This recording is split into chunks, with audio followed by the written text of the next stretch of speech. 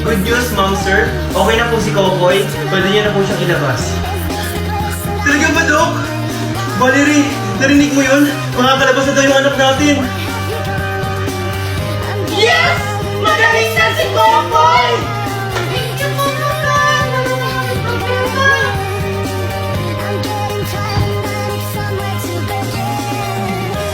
Yay! Nakakapag-banding ulit tayo! Banding agad, Megan? Hindi pa nga nakakapagpahinga si Kokoy. Ay! Oo nga pala! O Kuya Kokoy, magpahinga ka muna dun sa kwarto! Oh, tara na, Kokoy. Magpahinga ka na dun sa kwarto. O Kuya Kokoy, down! Bayaran Marco, kapalit siya. Huwag kang maingi, Valerie. Baka marinig tayo ng mga bata. Wala akong pakialam. Kasalanan mo to, Marco. Anong gusto mong gawin ko, Valerie? Mahirapan yung anak natin sa ospital?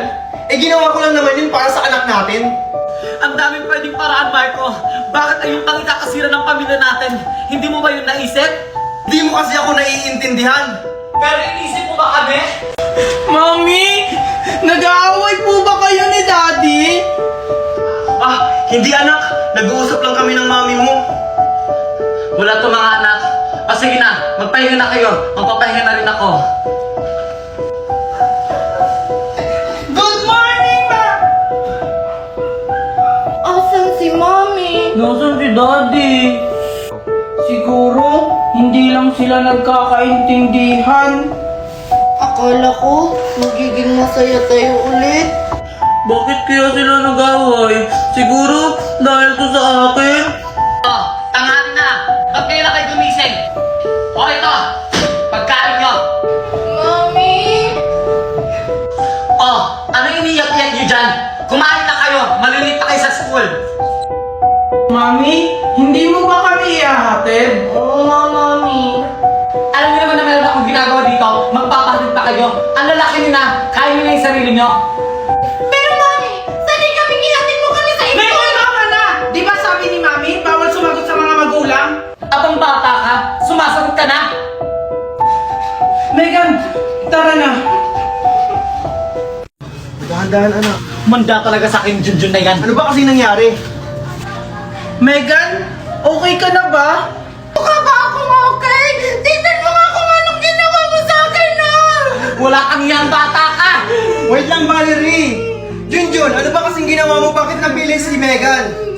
Tito, hindi ko naman po sinasadyang itulak si Megan. Siya po kasi yung nagpumilit na ipapasukin ako sa loob ng bahay. Hindi naman pala sinasadya ni Junjun eh. Aksidente lang ang nangyari. Tingnan mo, kinakampi mo pa talaga yung pamangkin mo. Nasaktan na ngayong anak mo, oh. Dahil dyan, Junjun, pagsisilbihan mo yung anak ko. Opo, Tita Valerie, gagawin ko po yung lahat para makabawi po kay Megan. Dapat lang. Tama na nga! Nangyari na ang lahat! Wala na tayong magagawa dyan! Hoy, Junjun, bilisan mo dyan. Ipaghanda mo si Megan ng pagkain. Kakain na siya. Ah, sige po, Tita. Ma'am, may balita ko sa'yo. Ano na naman, Ma'am Valerie? Di mo bang mahilig ka sa mga K-drama? Sakto may i-recommend ako sa'yo. Tempest, napakaganda niyan, ma'am. Talaga? Eh, magkano naman yung subscription niyan, Valerie? Nagtitipid pa naman ako ngayon. Ano ka ba, ma'am? Same lang tayo nagtitipid. Libre mo lang yan, mapapanood. Talaga, saan mo naman yan mapapanood? Salok! Ma'am! Sa Luklok, marami ka mapapanood. Katulad ng K-drama, anime, horror, American TV show, at marami pang iba ng libre! At pwede mo siya itong i-download para makapanood ka kahit offline! Available ito sa App Store and Play Store! Or click the icon below!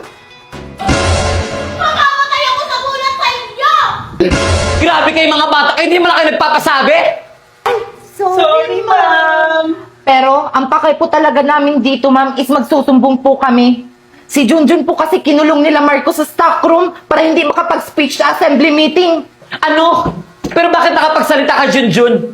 Kasi ma'am, tinulungan po ako ni Megan. Ay, naku, Valerie, may nangyayari na pala sa mga estudyante mo tapos di mo pa alam. Kailangan masolusyonan mo yan ngayon din. O sige, umalis na kayo. Manonood ako dito sa Luklok. Ah, oo ma'am, sige. Okay po, ma'am. Oh mga anak! Bakit nandito kayo? Bakit hindi kayo pumasok? Nasaan yung mami nyo? Wala po si Mami. Pagising po namin dito, wala na si Mami. Hindi po namin alam kung saan siya nagpunta. Ano? Gutom na po kami. Kanina umaga pa po kami walang kain. Kanina pa po kasi wala si Mami. Ano? Saan kaya nagpunta yung mami nyo? Sige, dyan lang kayo. Hahanapin ko lang mami nyo.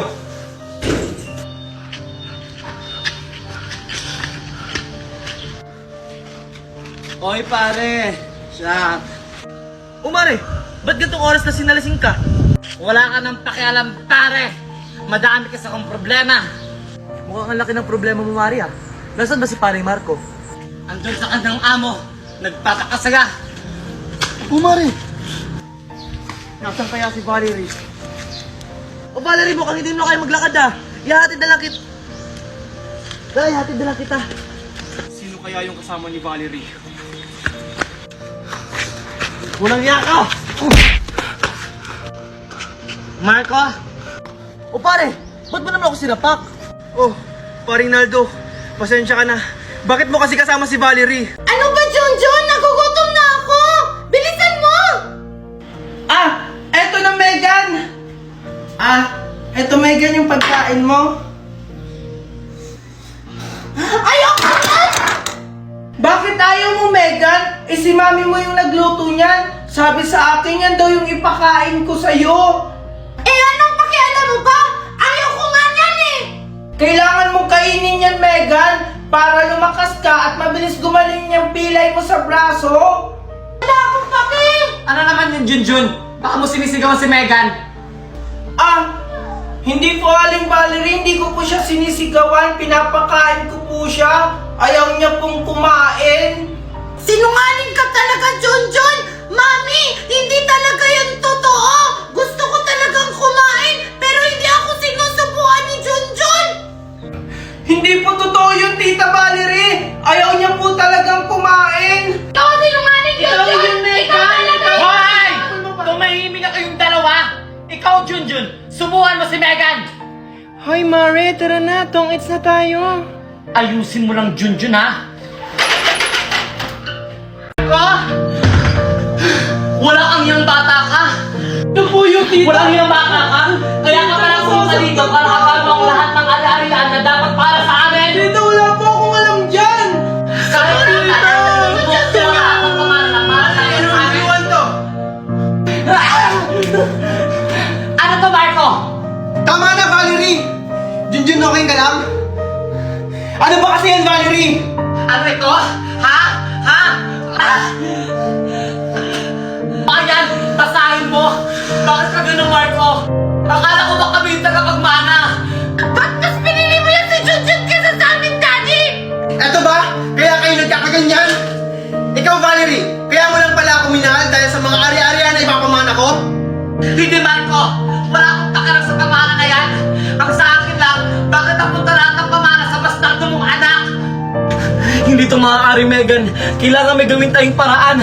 Wala na tayong magagawa, Mami, kasi pinirma na ni Daddy yung mga papeles. Hindi pwede ito, Megan. Gagawa tayo ng paraan. Hindi pwede kay Junjun mapupunta ang mana. Dapat sa atin lang. Pero ano namang paraan yung gagawin natin, Mami? Ako bahala, Megan. Mami, saan ka pupunta? Sama ako! Anak, mag-ingat ka sa school mo ha. Yung bakal mo, nasa bag mo. Okay po, Mami. Bye-bye. Oh, hi Junjun, Megan, Kokoy. Hi, Moy Moy! O teka, ba't parang hindi nyo nakasama yung mami nyo? Busy kasi si Mami.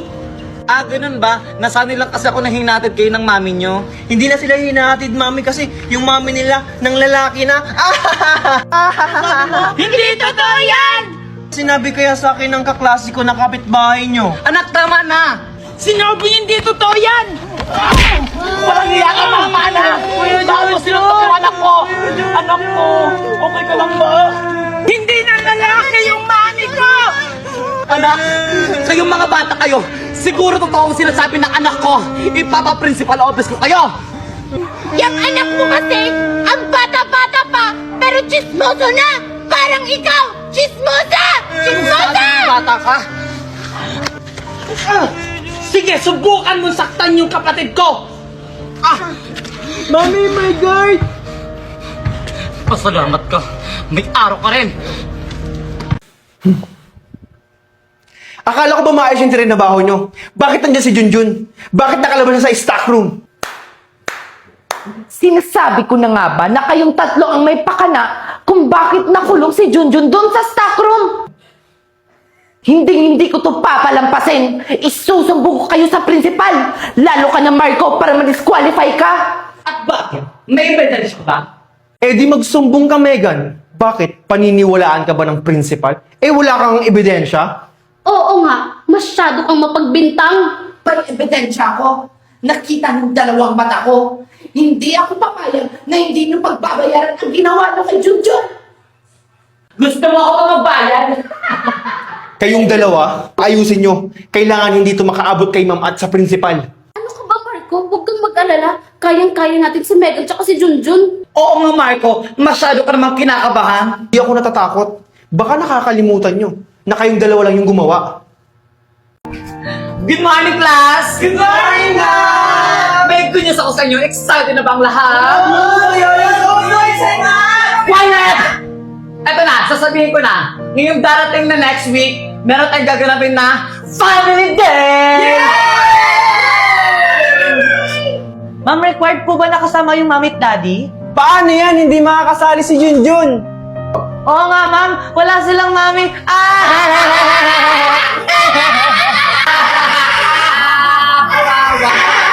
Quiet! Bakit di tinatawanan si Junjun? Basta, kahit hindi magulang, basta guardian, pwede.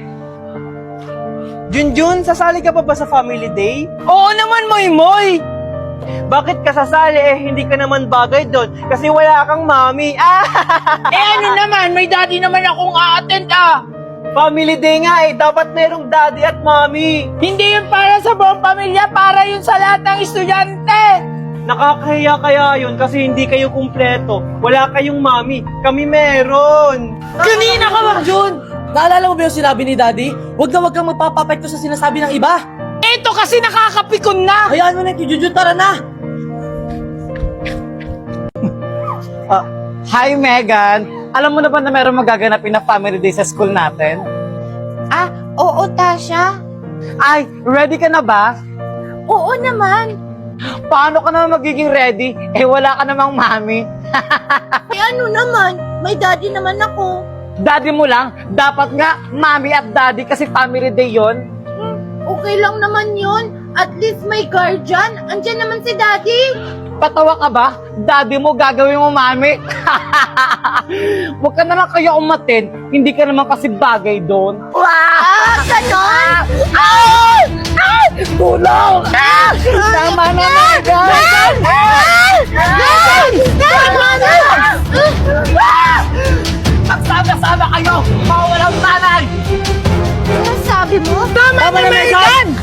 Bakit ka nakikipag-away? Di ba kakasabi lang ni Daddy na huwag tayo magpapapekto sa sinasabi ng iba? Ayan, kumpleto na sila, kaso walang mami. Sumama sa ibang lalaki.